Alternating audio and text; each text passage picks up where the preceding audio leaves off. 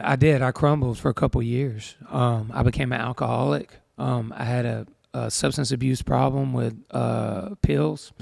And that's something I don't think I've ever said publicly. A relationship I was in for 7 years, we were engaged. We got very close to getting married. And then I found out that she was cheating on me with my best friend, who was going to be the best man in my wedding. And I lost my fiance and my best friend in the same moment. But I had a problem for a few years. And it's because I just didn't know how to cope with it. I didn't know how to handle the situation or how to deal with it. So I just checked out. Yeah, no, that's... You know, and I have a song actually that I wrote that kind of deals with it, called "Drunk Over You." You know, and then eventually coming to this place in my life, and the lyric of the song is where I say, you know, and realizing that getting drunk over you was just wasted time. Yep. And it was coming to that realization, you know, that I was really just hurting myself. Yeah. And that I had to find a way to be happy again, you know, and not allow this situation to completely just take me out, you know. I mean, everyone goes through so many hard things. I think for me, what it was looking back on it now, that was the very first really, really hard thing that I had ever been through. Yeah. And I know we were talking earlier about that really difficult time that you had in your life. For me, that was probably that moment for me. I just never had something that was that difficult. And so I just didn't know what to do with it. Yeah, no, and that's until you're in it, and that's the way mental health has been for so long across the world, especially in our country, is that we're not taught how to deal with it. We're not taught how to grieve. We're not taught how to deal in school or growing up from our parents. It's not their fault. It's how the world was. Thank you for sharing that. And it's something that's super relatable to me with my relationship struggles and my alcohol issues. It took me a long time to quit drinking. My therapist asked me for years. I go through the crazy breakup where it's super toxic, think that I'm going to marry this woman. I finally met this person because my whole life I was alone. That was the feeling that drew out that depression in me. And I used alcohol to cover it up. And the feeling of being lonely. Feeling of being alone. And I don't know, is that the same kind of where you were at? Yeah, man. And, you know, that's why songs about loneliness are so connecting, you know. And that's why it's kind of interesting in that even though I only make positive music, isn't it interesting how sad songs can make people feel better, right? Sometimes. Yeah. And it's because you don't feel alone is what it is. Yep. You know, you feel like someone understands what you're feeling. And so for me, it's like taking maybe that thought as an artist and saying, how can I take an issue like that or a subject like that, but instead of just talking about the loneliness of it, also address the loneliness because it's a real thing. It's an emotion that we all feel. It's part of the human experience. Yeah. Happiness and sadness, right? They're the yin and the yang, and they're just part of the human experience. We're going to feel both of them. We got to learn how to deal with both of them.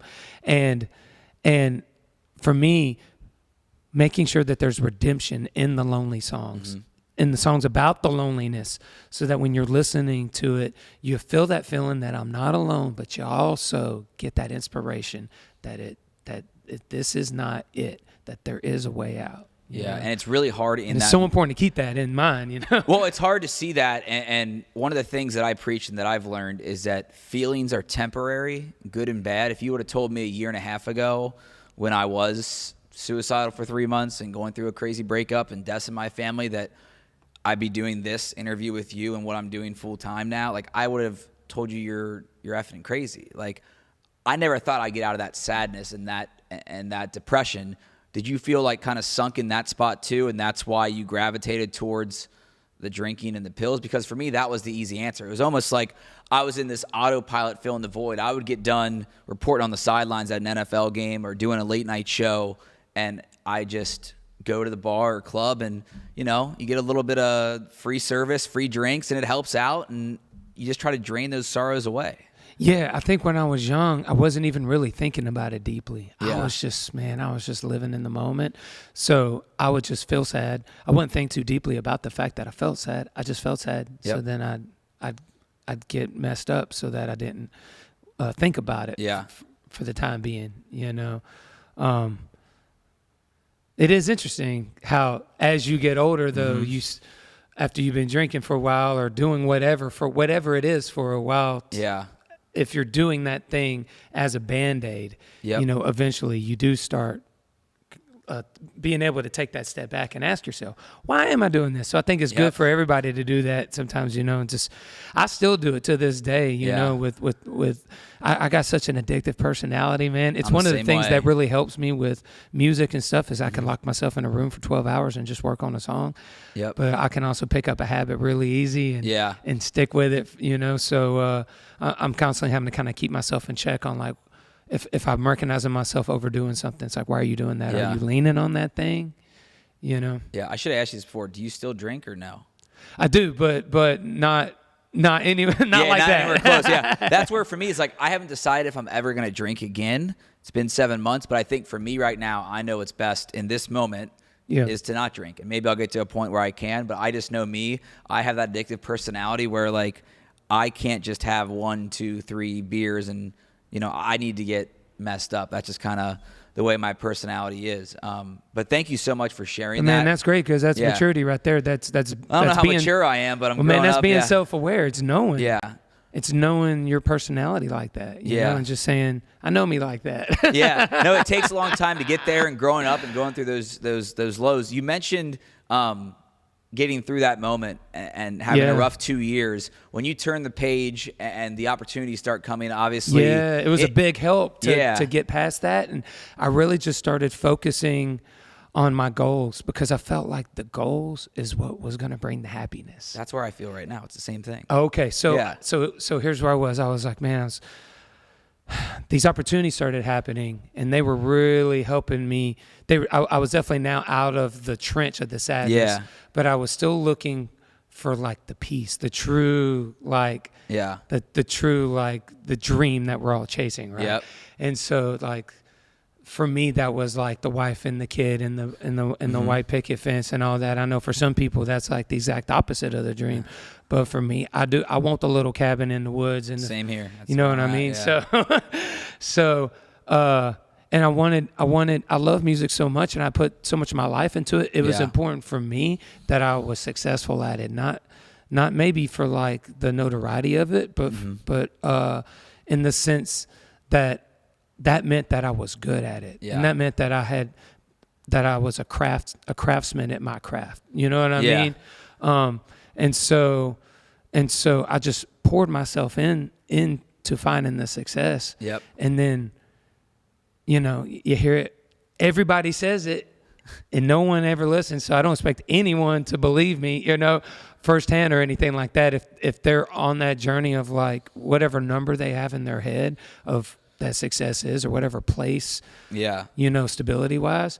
But once I got to that place of like certain amount of number ones or certain amount of money in the bank of like, this is like happiness, like this is like, after that it's cherries on top. And then getting there and not feeling like literally any more happy, like not even 1% more happy, you know. Wow. Then I would say like once I was like out of the sadness and just back to normal, you know what I mean?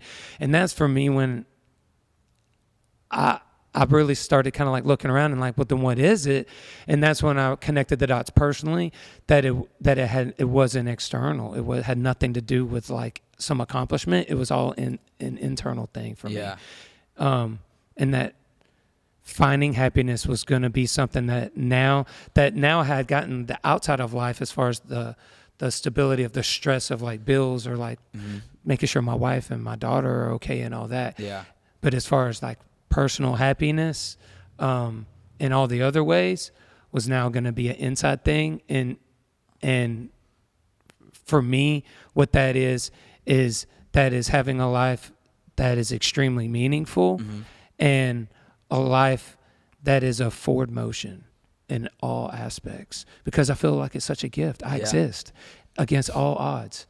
Here we are existing. And so I owe it to the universe. I owe it to creation to make my life count the absolute most that it can, So when I'm a husband, like we were talking about in all aspects of life, or like when this and what we're talking about, like what we do, you know, I'm just giving it everything I got. And so in order for me to do that, I personally felt like the music wasn't enough. Mm-hmm.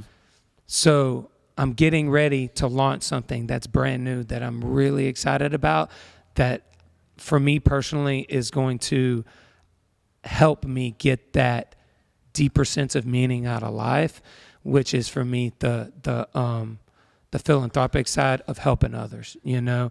And that is my nonprofit I'm getting ready to launch, called the Happy Cowboy Foundation. I'm so excited about it. It's an awesome name. Thanks, man. I love that. The Happy Cowboy Foundation is going to help people who can't afford it get therapy. I love that. Very simply, that's all it is. You know, so there are so many amazing organizations out there, like NAMI and To Write Love on Our Arms, and many, many others that people are able to go to, and if they don't have the means, get the therapy at a reduced or maybe even completely taken care of rate. Yeah. And the Happy Cowboy Foundation is going to be funding these organizations, and also directing all of the people that are my fans and that I come into contact with. Yeah. To the places that we're funding. It's going to be launching in January of 2024 at the very top of the year. So anybody that is interested in being a part of Happy Cowboy Foundation, learn how you can help, how you can donate, who we're working with, just any questions at all, you can just go to happycowboyfoundation.org.